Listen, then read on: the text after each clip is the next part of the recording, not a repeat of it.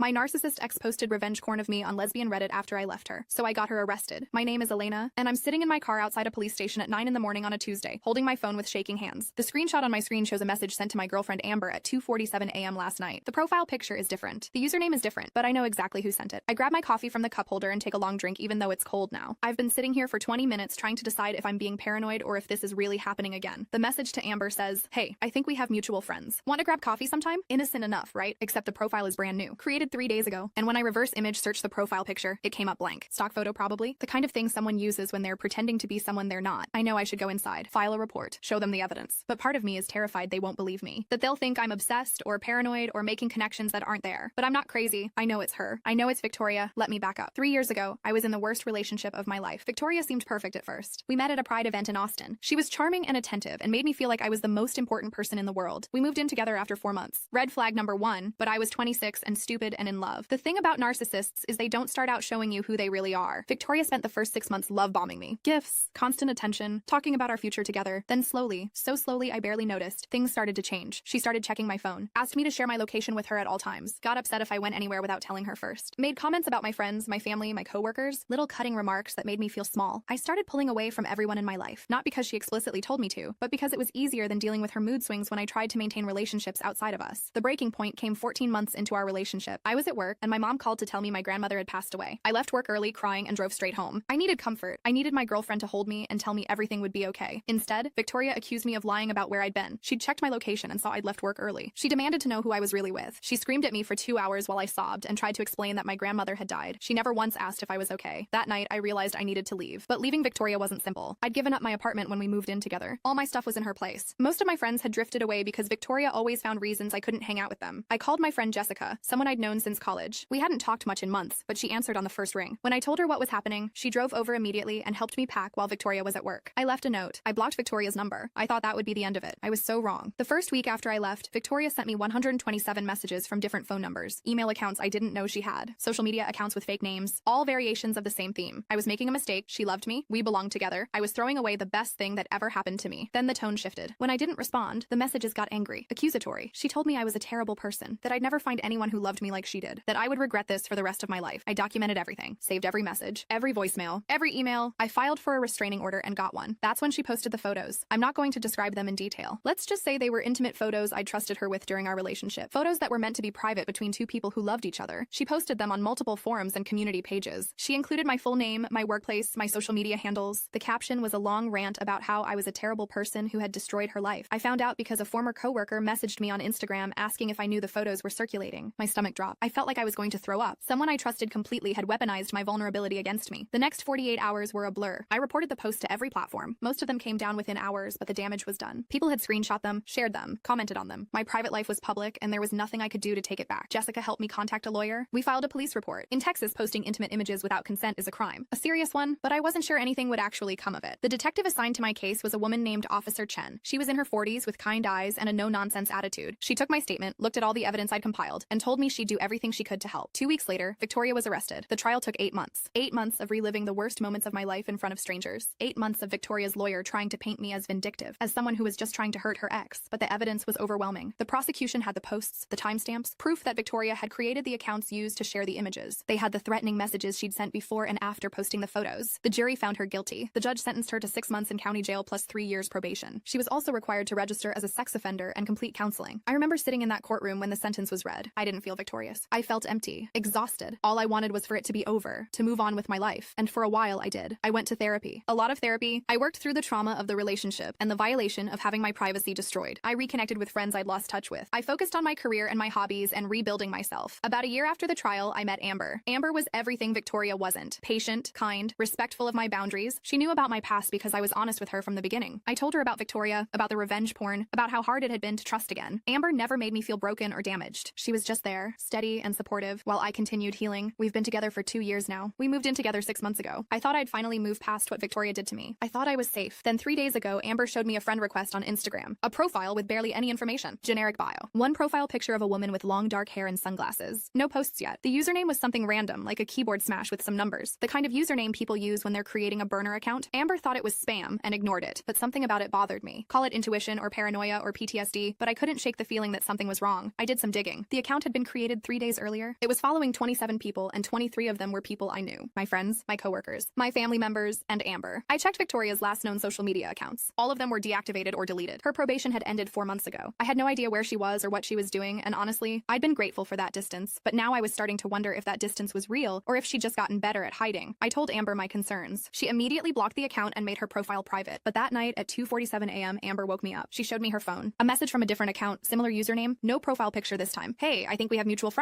Want to grab coffee sometime? My blood ran cold. Amber asked me what we should do. I told her we should ignore it, block it, not engage. But even as I said it, I knew Victoria wouldn't stop there. She never stopped. She just adapted. The next morning, I started going through Amber's followers list. I found 3 more suspicious accounts, all created in the past week, all following mostly people connected to me. That's when I knew for sure. Victoria was back, and she was building new identities to get around the blocks, the restraining order, the court mandate to stay away from me, which brings me to now. Sitting in my car outside the police station, trying to convince myself to go inside. I finally open the car door. The heat hits me immediately. It's already 85 degrees, and it's not even 10 in the morning. Texas in summer is brutal. Inside the station, I asked to speak to someone about a restraining order violation. The officer at the desk is young, maybe early 20s, and he looks bored until I explain that my ex violated the order by contacting my girlfriend through fake social media accounts. He tells me to have a seat and someone will be with me shortly. 30 minutes later, I'm sitting in a small interview room across from Officer Chen. She remembers me. I can see it in her face before I even finish explaining why I'm here. Elena, she says, and her voice is warm. I wondered if we'd see each other again. I show her everything. The screenshots of the accounts, the list of followers they all have in common, the timeline of when they were created, the message to Amber. Officer Chen listens carefully, taking notes. When I'm done, she sits back in her chair and sighs. The problem, she says, is that we need proof these accounts belong to Victoria. Unless she's using her real information or we can trace the IP address back to her, it's hard to prosecute. But look at the pattern, I say, hearing the desperation in my own voice. All these accounts created at the same time, all following the same people, all trying to reach my girlfriend. Who else would do that? You're probably right, Officer Chen says, and I believe you. But believing you and having evidence that will hold up in court are 2 different things. She tells me she'll look into it. She'll contact Victoria's probation officer to see if there's been any concerning behavior. She'll document everything I've shown her, but she's honest with me about the limitations of what she can do. I leave the station feeling defeated. I sit in my car and call Jessica. She answers immediately like she always does. She's back, I tell her. Victoria's back. Jessica is quiet for a moment. Then she says, okay, what do we know? This is why I love Jessica. No drama, no panic, just straight into problem-solving mode. I tell her everything. The accounts, the followers, the message to Amber. When I'm done, Jessica says something I'm not expecting. I think we need to set a trap. What do you mean? I mean, if Victoria is going to keep creating new accounts and trying to find ways to contact you or Amber, maybe we need to let her, in a controlled way, so we can get the proof Officer Chen needs. I don't like this idea. The thought of engaging with Victoria in any way makes my skin crawl. But Jessica has a point. If we just keep blocking accounts, Victoria will keep making new ones. We need to catch her in the act. How would we even do that? I ask. Let me think about it, Jessica says. In the meantime, don't block any new accounts that pop up. Just screenshot everything and don't respond. We need to build a pattern. I agree. Even though every instinct I have is screaming at me to block and delete and pretend none of this is happening. Over the next 2 days, 5 more accounts appear in Amber's follow requests. We don't accept them, but we don't block them either. Each account has the same characteristics. New, minimal information, following mostly people connected to me. One of the accounts sends Amber another message. I saw you at the coffee shop on 6th Street yesterday. You looked really pretty. Amber wasn't at any coffee shop on 6th Street yesterday. She was at home with me, watching movies on the couch. This message is different from the others. It's more personal, more invasive, and it's factually wrong, which means Victoria is either guessing about Amber's routines or watching from somewhere and getting her information mixed up, or she's trying to scare us. It's working. Jessica comes over that night. We sit at my kitchen table with our laptops and start doing research. If Victoria is creating all these accounts, she's doing it from somewhere. An IP address, a location, a device. We need to bait her into doing something that will give her away, Jessica says. Something that proves it's her and not just some random stalker. How? I ask. Amber, who's been quiet up until now, speaks up. What if I respond to one of the messages? What if I try to get her to meet up? Absolutely not, I say immediately. That's too dangerous. Not alone, Amber clarifies. What if we pick a public place and I agree to meet and we record everything? If she shows up, we have proof it's her. If she doesn't show up but keeps messaging, we can track her IP or something. I look at Jessica. She's considering it. It could work, Jessica says slowly, but we'd need to be smart about it. Set it up somewhere with security cameras. Make sure Elena and I are there but hidden. And we'd need to tell Officer Chen first so she knows what we're doing. I hate everything about this plan, but I also know that doing nothing means living in fear, always wondering when Victoria will escalate, always looking over my shoulder. We spend the next hour planning. Jessica suggests a coffee shop downtown that she knows has excellent security cameras. It's always busy, lots of witnesses. Amber would agree to meet there at a specific time. We'd tell Officer Chen what we're doing, and Jessica and I would be nearby but out of sight. The next morning, I call Officer Chen. She's not thrilled with our plan, but she understands the frustration. She agrees to have an officer in the area during the meeting time, just in case things go sideways. That afternoon, Amber responds to one of the messages. She keeps it casual and friendly. Hey, yeah, I'd love to grab coffee. How about Tuesday at 3 p.m. at the Central Blend on Congress? The response comes within minutes. Perfect! Can't wait to meet you. Something about how quickly the response comes makes my stomach turn. Like whoever is on the other end has been waiting for Amber to respond. Watching for it, Tuesday arrives. I barely sleep Monday night. I keep imagining worst case scenarios. Victoria showing up with a weapon. Victoria causing a scene. Victoria doing something to hurt Amber. Amber keeps reminding me she can back out, that we don't have to do this. But I can see in her eyes that she's tired of this too. Tired of looking over her shoulder. Tired of Victoria's shadow hanging over our relationship. At 2:30 p.m., we arrive at the coffee shop. Amber goes in and orders a drink. Jessica and I stay in Jessica's car parked across the street where we can see the entrance but aren't obvious. Officer. Chen texts me that she has an officer in plain clothes inside the coffee shop at a corner table. PM comes and goes. Amber sits at a table by the window, occasionally checking her phone. She looks calm, but I know her well enough to see the tension in her shoulders. 15 p.m. No one approaches Amber. No one who fits Victoria's description has entered the coffee shop. At 3:20 p.m., Amber's phone buzzes. She glances at it and then subtly angles it so the camera we've set up can see the screen. A message from the account. Sorry, running late. Be there in 10. Jessica and I exchange looks. Victoria is stalling. Or she's being cautious. Or maybe she already knows it's a trap. 10 minutes pass, then 20. At 3:45 p.m., another message. Something came up, have to reschedule, sorry. And then, before Amber can respond, the account is deleted. Just like that. Gone. We regroup at my apartment an hour later. Amber is frustrated. Jessica is thoughtful. I'm anxious and angry and scared all at once. She knew, I say. She somehow knew it was a setup. Or she got cold feet, Jessica suggests. Maybe she wanted to meet Amber but realized it was too risky. Or maybe she was there, Amber says quietly. We both look at her. Maybe she was outside the coffee shop, watching, and she saw you two in the car. The thought sends chills down my spine. The idea that Victoria was close enough to see us, to watch us, but stayed hidden. Officer Chen calls me that evening. She has news. Victoria's probation officer confirmed that Victoria moved back to Austin 2 months ago. She's been checking in regularly, hasn't violated any terms of her probation. But when the probation officer asked about her social media use, Victoria claimed she doesn't have any social media accounts. That's a lie, I say. She has to be the one making these accounts. I agree, Officer Chen says. But again, we need proof. I'm going to request her phone records and internet history from her probation officer. It might take a few days, but if she's creating these accounts, we'll find evidence. A few days feels like forever, but it's better than nothing. In the meantime, the accounts keep coming. One every day. All following the same people. All sending variations of the same innocent-seeming messages to Amber. Then one sends a message that makes my blood run cold. I know Elena thinks I'm her ex. Tell her she's right. Amber screenshots it immediately and sends it to me. I'm at work when I see it. I have to excuse myself to the bathroom because I feel like I'm going to be sick. She's taunting us now. She knows we know, and she doesn't care. I forward the screenshot to Officer Chen. She responds within minutes. That's it. That's our proof. I'm getting a warrant. Things move fast after that. Officer Chen gets a warrant for Victoria's devices and social media information. They execute it the next day. Victoria tries to claim she doesn't know what they're talking about, that someone must be impersonating her. But forensic analysis of her phone tells a different story. They find the apps she used to create the fake accounts, the photos she stole from stock photo websites to use as profile pictures, drafts of messages she'd written to Amber but never sent, and most damning of all, search history showing her looking up Amber's workplace, her schedule, places she frequents. Victoria was arrested again, this time for violating the restraining order and stalking. I thought I'd feel relief when Officer Chen called to tell me. Instead, I just felt tired. So unbelievably tired. The new charges meant a new court date, a new trial, more months of my life consumed by Victoria's inability to let go. But something happened this time that I wasn't expecting. Victoria's lawyer reached out to my lawyer with a plea deal. Victoria would plead guilty to all charges in exchange for a reduced sentence. But there was a condition. She wanted to speak to me, in person, with lawyers present. My immediate answer was no. Absolutely not. I never wanted to see Victoria again for as long as I lived. But my lawyer explained that part of the deal was Victoria agreeing to a permanent restraining order, one that would never expire. And she'd also agree to move out of Texas entirely after serving her sentence. Why does she want to talk to me? I asked my lawyer. She says she needs closure, he said, that she needs to apologize face to face. I didn't believe for a second that Victoria wanted to apologize. Narcissists don't apologize. They manipulate and justify and blame everyone but themselves. But the idea of her leaving Texas permanently was tempting, and the permanent restraining order would give me legal protection for the rest of my life. I talked to Amber. I talked to Jessica. I talked to my therapist. Everyone said the same thing. It was my choice and they'd support me either way. In the end, I agreed. Not because I wanted closure. Not because I wanted to hear what Victoria had to say, but because I wanted to look her in the eye and let her see that she hadn't broken me. The meeting was scheduled for a Thursday afternoon at the courthouse. My lawyer would be there. Her lawyer would be there. A court officer would be present. It would take place in a small conference room with security right outside. I was terrified walking into that building. Amber offered to come with me, but I told her no. This was something I needed to do alone. Victoria looked different. Smaller somehow. Her hair was shorter. She'd lost weight. When I walked into the room, she looked up at me and for a split second, I saw something in her eyes that might have been remorse, but then she spoke, and I realized I'd been wrong. I'm glad you came, she said. I've been wanting to talk to you for so long. I didn't respond. I just sat down across from her, my lawyer beside me, and waited. Victoria launched into a monologue about how much she'd suffered, how hard it had been for her when I left, how the arrest and jail time had ruined her life, how she'd just wanted me to understand how much pain I'd caused her. I listened without interrupting. I watched her twist the narrative to make herself the victim, to make me the villain in a story where I'd done nothing wrong except try to escape an abusive relationship. When she finally paused, waiting for me to respond, I took a breath and said the only thing I'd planned to say. I'm here because I want you out of my life permanently. I'm here because I want the legal protection that keeps you away from me forever. I'm not here to give you closure or forgiveness or understanding. What you did to me was cruel and illegal, and you're facing the consequences of your own actions. Victoria's face shifted. The mask of remorse fell away, and I saw the anger underneath. You're really going to sit there and act like you're innocent? She said. You destroyed me, Elena. You made me fall in love with you and then you just left. No explanation. No chance to fix things. You just ran away and then had me arrested when I tried to make you understand. You posted intimate photos of me online without my consent. I interrupted. You violated my privacy and tried to destroy my reputation. Because you were angry, I left a relationship where you controlled and isolated me. That's not love. That's abuse. Victoria's lawyer put a hand on her arm trying to calm her down. My lawyer remained silent, taking notes. I loved you, Victoria said, and her voice cracked. I loved you more than I've ever loved anyone, and you threw it away like it meant nothing. For a moment, I almost felt sorry for her. Almost. Because I could hear the pain in her voice, see it in her eyes. But I also knew that that pain didn't excuse what she'd done, that loving someone doesn't give you the right to hurt them when they leave. I hope you get help, I said finally. I hope you learn how to have healthy relationships. But that's not my responsibility anymore. I'm done. I stood up. My lawyer started gathering his papers. Victoria's lawyer was already pulling out the plea agreement for her to sign. Wait, Victoria said. Her voice was different now, quieter. There's something else I need to tell you. I paused, halfway to the door. The photos, she continued. I made sure they were all deleted. Every single one. I contacted every platform, every forum, everyone who might have saved them. I spent months tracking them down and getting them removed. I know it doesn't undo what I did, but I wanted you to know they're gone. I turned to look at her. She was crying now, real tears streaming down her face.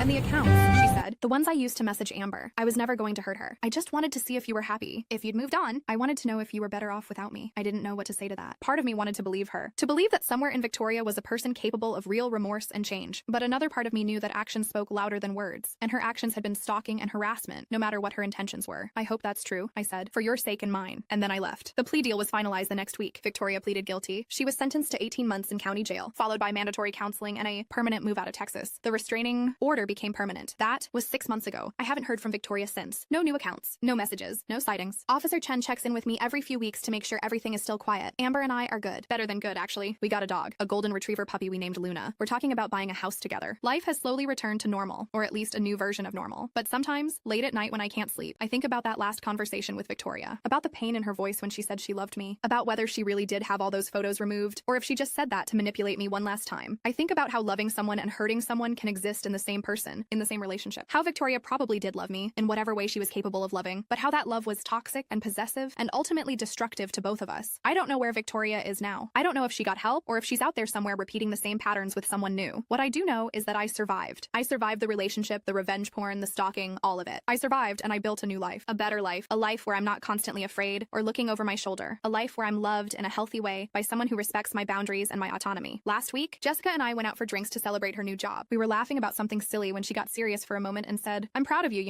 for everything you went through and how you handled it." I told her I couldn't have done it without her, without Amber, without Officer Chen and my therapist, and everyone who supported me through the worst time of my life. But the truth is, I also did it for myself. I chose to leave Victoria. I chose to press charges. I chose to fight back instead of letting her win. And those choices, those moments of courage even when I was terrified, made all the difference. 3 days ago, I got a letter in the mail. No return address, postmarked from Nevada. Inside was a single handwritten note. "I'm sorry for everything. I'm getting help. I hope you're happy." I showed it to Amber. She asked if I was going to respond. I said no, because the thing is, Victoria doesn't get to have the last word in this story. She doesn't get to decide when we're done or what closure looks like. I'm done when I say I'm done. And I said I was done 6 months ago in that courthouse conference room. So I took the letter and I put it in the box where I keep all the evidence from Victoria's case, the screenshots, the court documents, the restraining orders. I might need it someday if she violates the agreement and comes back, or I might never look at it again. Either way, it doesn't define me anymore. What happened with Victoria is part of my story, but it's not the whole story. It's not even the most important part. The most important part is what came after. The healing, the growth, the love I found with Amber, the friendships I rebuilt, the person I became because of everything I survived. Sometimes people ask me if I regret dating Victoria, if I wish I'd never met her. And honestly, I don't know how to answer that question, because yes, she hurt me in ways I'm still healing from, but that relationship also taught me what I don't want, what I won't accept, what I deserve. It taught me how to recognize red flags, how to trust my instincts, how to stand up for myself even when it's terrifying. So no, I don't think I regret it. I just regret that it took me so long to leave, that I stayed through so many warning signs because I thought love was supposed to be hard, was supposed to require sacrifice and compromise and putting someone else's needs above my own. Now I know better. Love should be easy in the ways that matter. It should make you feel safe and valued and free to be yourself. It should build you up, not tear you down. And with Amber, it is all those things. Last night, we were lying in bed with Luna sprawled across both of us, watching some stupid reality show on TV. Amber turned to me during a commercial and said, "I love you. You know that." I said I did. "No, but like, I really love you," she continued. "And I'm so glad you chose to trust me. I know it wasn't easy after everything you went through." I kissed her and told her that loving her was the easiest thing I'd ever done. And I meant it. Because after surviving Victoria, after fighting my way through the darkness of that relationship and its aftermath, I finally found someone who showed me what love is actually supposed to look like. Someone who respects my boundaries instead of pushing them. Who supports my independence instead of trying to control me. Who makes me feel stronger, not smaller. That's the ending I choose for this story. Not the trauma or the revenge porn or the arrests or any of it. The ending I choose is this. Me and Amber and Luna, building a life together that's full of trust and respect and genuine love. Victoria's chapter is closed, and I'm never looking back. Well, almost never. Because yesterday, Officer Chen called me. She said Victoria's probation officer in Nevada reached out. Apparently, Victoria has been doing well, attending therapy twice a week, working a steady job, staying out of trouble. The probation officer asked if I'd be willing to participate in a restorative justice program, where Victoria and I would meet with a mediator, and Victoria could offer a formal apology, and I could express how her actions impacted me. It's supposed to help both the victim and the offender find closure and move forward. I told Officer Chen I'd think about it. Amber thinks I shouldn't do it, that I don't owe Victoria anything, not even the opportunity for redemption. Jessica thinks it might be good for me to have that final conversation in a controlled setting where I can say everything I never got to say. I'm still deciding. Part of me wants to do it, to look Victoria in the eye one more time and tell her exactly how much damage she did, how many nights I spent crying, how long it took me to feel safe again, how her actions rippled through every aspect of my life for years. But another part of me thinks that participating would just be giving her more power over my story, that the best revenge is moving on completely and living well, and that engaging with her in any way, even in a therapeutic setting, is letting her back into my life. I have 2 weeks to decide. In the meantime, Amber and I are looking at houses. We found one we really love in a neighborhood with good schools, which feels funny since we don't have kids and aren't planning on it, but apparently that's what you're supposed to look for when buying real estate. It has a big backyard for Luna and a home office where I can work remotely. There's a coffee shop 2 blocks away and a park right around the corner. It feels safe, normal, like the kind of place where nothing bad could happen. I know that's probably naive. Bad things can happen anywhere, but standing in that empty house with Amber, imagining our furniture and our life filling those rooms, I felt something I hadn't felt in a long time. Hope. Not just hope that things would be okay, but certainty that they already were. That I'd made it through the worst of it and come out the other side intact. Maybe a little scarred. Definitely more cautious, but also stronger, braver, more sure of who I am and what I want. So maybe I will do the restorative justice thing. Not for Victoria, but for me. To close that chapter once and for all. To say my piece and let it go. Or maybe I won't. Maybe I'll just sign the papers on this house and move forward with my life and never think about Victoria again. Either way, I get to choose. And that's the power Victoria tried to take from me but never could. The power to decide my own story, my own future, my own happiness. She doesn't get to write the ending. I do, and my ending, it's pretty damn good.